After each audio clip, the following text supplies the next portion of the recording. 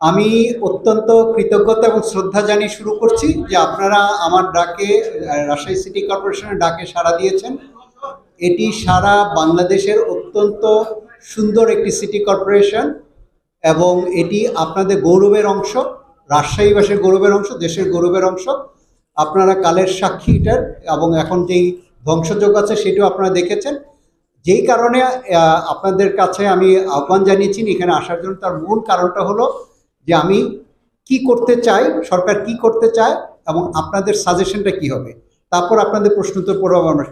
আপনারা সকলেই জানেন, ইতিমধ্যে অবহিত হয়েছেন যে সরকার 19শে অগাস্ট অর্থাৎ গতকাল আর কি 19শে অগাস্ট সরকার যে রাজশাহী মহানগরের যিনি মেয়র ছিলেন তাকে অপসারণ করেছে, সহ অন্যান্য মেয়রদেরকে অপসারণ করেছেন।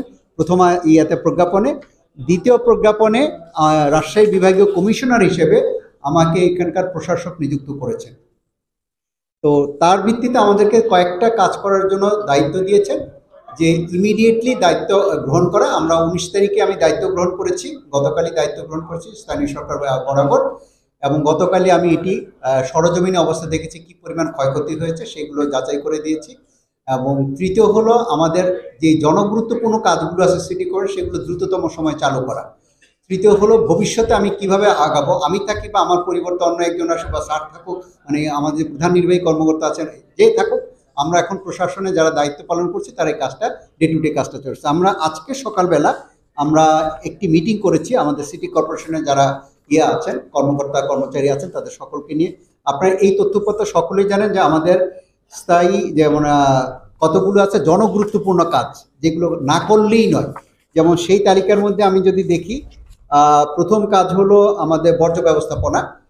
আমাদের অত্যন্ত করতে ভাগ্যবান যে কোনো গাড়ি ক্ষতিগ্রস্ত হয়নি, তার মানে বর্জ্য ব্যবস্থাপনার কাজ ইতিমধ্যে চালু হয়েছে।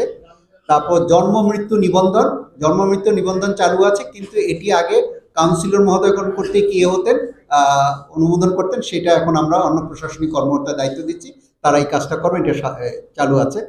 নাগরিকত্ব সনদের ইস্যুটা এখন আমরা একটু পরীক্ষা নিরীক্ষা করে দিচ্ছি। এটা মূল আইনে যে জন্ম মৃত্যু নিবন্ধন ডিডিএলজিকে দায়িত্ব দিয়েছিল যে অফিসার বিন নিযুক্ত করার জন্য, আইডি পাসওয়ার্ড দেওয়ার জন্য, সেটা অনুযায়ী দেবে। আর নাগরিকত্ব সনদটা সরকারি আইনে একদম পরিষ্কার করে নেই, কিন্তু আমি এখন যাচাই করে দেখতেছি আইনে সিটি কর্পোরেশন যে আইন এবং অধ্যাদেশে, এই বছর যে অধ্যাদেশটা হলো দুইটা মিলিয়ে দেখবো। যদি এটি মেয়র মহোদয়ের দায়িত্ব থাকতেন, যেটি এখন প্রশাসকের দায়িত্ব, প্রশাসক দায়িত্ব পালন করলে আমি সরকারি কর্মকর্তাকে দায়িত্ব দিই নাগরিকত্ব সনদ দেওয়ার জন্য, অর্থাৎ এটিও সচল হয়ে যাবে আজকের মধ্যেই। দেন ওয়ারিশন সনদ লাগে, তারপর গোরস্থানের যেই লাগে সেইটা লাগে, ট্রেড লাইসেন্স লাগে, আরও কিছু সার্ভিস আছে, এই বিষয়গুলো। এখন এই ক্ষেত্রে আমাদের কাছে দুটো অংশ আছে যে এই কাজগুলো করে, কিছু আছে সফট কপিতে অর্থাৎ সফটওয়্যার দিয়ে চলে, কিছু হলো হার্ডওয়্যার দিয়ে চলে। সফটওয়্যারগুলো তো ক্লাউডে আছে, কোনো সমস্যা নেই, শুধু কম্পিউটার চালু থাকলে হবে, ইন্টারনেট চালু থাকলে। আমাদের অনেকগুলো কম্পিউটার নিয়ে গেছে প্রায় 60-70টার কাছাকাছি বোধহয়, এরকম, বা 60 থেকে 70টার কাছাকাছি। এর মধ্যে 30টার কাছাকাছি রিকভার করছে, কিন্তু এখনও সচল যাচাই করা হচ্ছে সচল হচ্ছে কিনা আর কি। সচল হলে কাজ করছে। কিন্তু আমাদের আজকে সকালবেলা যে সিদ্ধান্তটি হয়েছে যে আমরা যেগুলো নাগরিক সেবা কেন্দ্রিক, সেটি প্রথমেই চালু হয়ে যাচ্ছে, অলরেডি চালু করছে। যেগুলো চালু হয় না সেটা আজকের মধ্যে চালু হবে, এক। দ্বিতীয় কথা হলো যেগুলো আয়, সিটি কর্পোরেশন এখন খরচও বাড়বে, এই আয় যেগুলো আছে সেই আয়গুলোর যাতে কাজটা চালু করে এবং সাধারণ নাগরিকরা যাতে বুঝতে পারে যে এই কাজগুলো, সেই জন্য আমরা একটা সিদ্ধান্ত নিয়েছি। আমরা দুটো প্রচারণা চালাবো, আপনাদের সহযোগিতা চাই। প্রথম প্রচারণা যে সিটি কর্পোরেশন তার স্ব কাজ শুরু করেছে, আপনারা যে কোনো কাজ এখন পাবেন একটি। দ্বিতীয় কথা হলো যেই মালামালগুলো, সেটা তো রাজশাহী কোনো দলের কোনো না, কোনো ব্যক্তির সম্পদ না, এটি রাষ্ট্রীয় সম্পদ, রাজশাহী সম্পদ, সিটি কর্পোরেশন সম্পদ।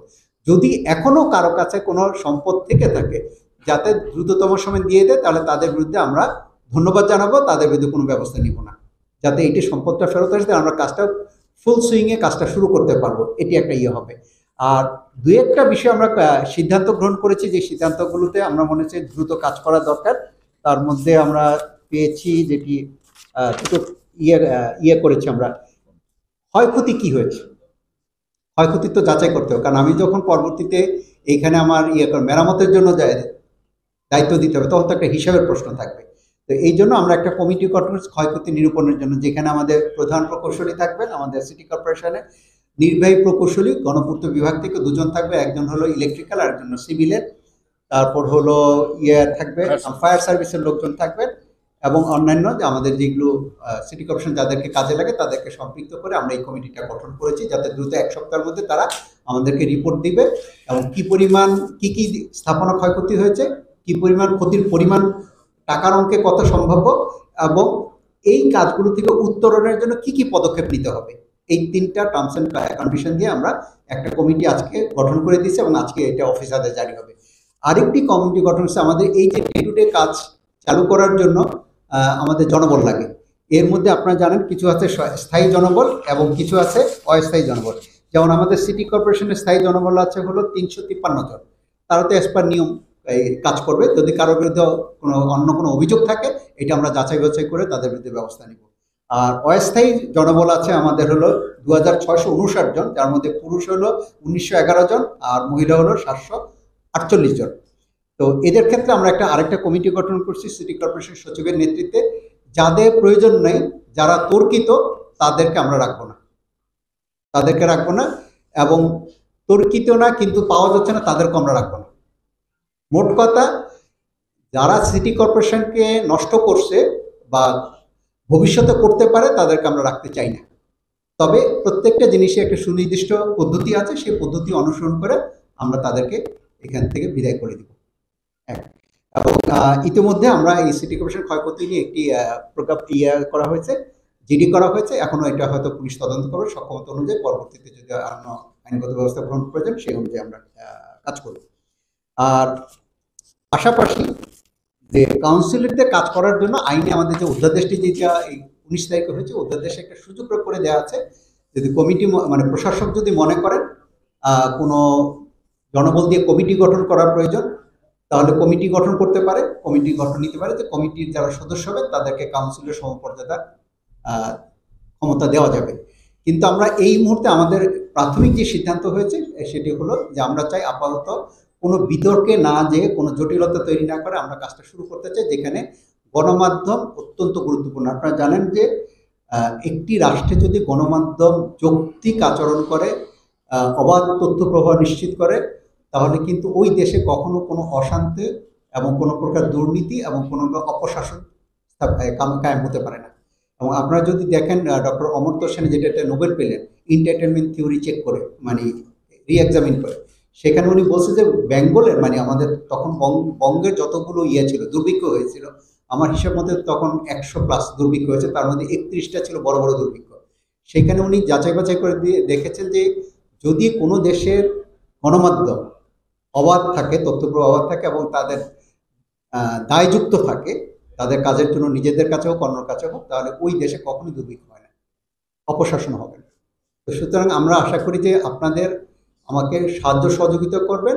আমরা এটাকে সত্যিকার অর্থে নগর, আপনাদের প্রতিষ্ঠান, নগর যে দায়িত্বগুলো আছে এটা আমরা সবাই মিলে আপনাদের নিয়ে কাটছে, সকল দলমত নির্বিশেষে আমরা চাই যাতে আর যতটুকু ঘটেছে এই মহানগরে। আর প্রকল্পগুলো আছে, আমাদের প্রকল্প ছিল হলো 4টা, না 4টা প্রকল্পের মধ্যে একটির মেয়াদ প্রায় শেষের দিকে, বাকিগুলো চলমান আছে। এগুলো আমরা যাচাই বাছাই করছি, যেগুলোতে কোনো যথাযথ আছে সেগুলো আমরা কন্টিনিউ করব, বরাদ্দ আছে, যার ফলে কোনো কাজ